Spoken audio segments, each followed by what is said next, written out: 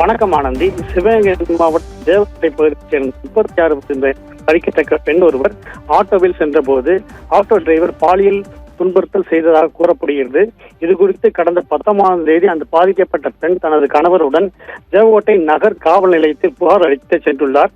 அப்போது பணியில் இருந்த காவலர்கள் அதனை அனைத்து மகளிர் காவல் நிலையத்தில் அளிக்குமாறு வற்புறுத்தியுள்ளனர்.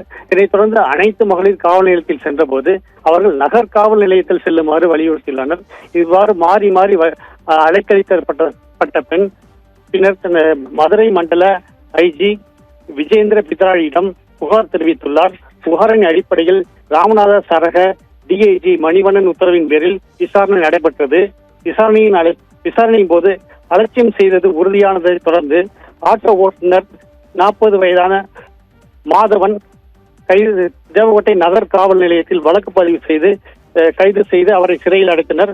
மேலும் பாலியல் தொந்தரவு புகாரை பெற்று வழக்கு பதிவு செய்யாமல் அலட்சியம் செய்ததாக தேவகோட்டை காவல்துறை ஆய்வாளர் துரைராஜ், அனைத்து மகளிர் காவல் நிலைய காவல் ஆய்வாளர் சீதாலட்சுமி, சிறப்பு காவல் சார்பு ஆய்வாளர்கள் ஜெயா மற்றும் ராஜேஸ்வரி, தனிப்பிரிவு காவலர் சந்தானம் உள்ளிட்ட 5 பேரை பணியிட நீக்கம் செய்து மாவட்ட காவல்துறை கண்காணிப்பாளர் சிவபிரசாத் உத்தரவிட்டுள்ளார்.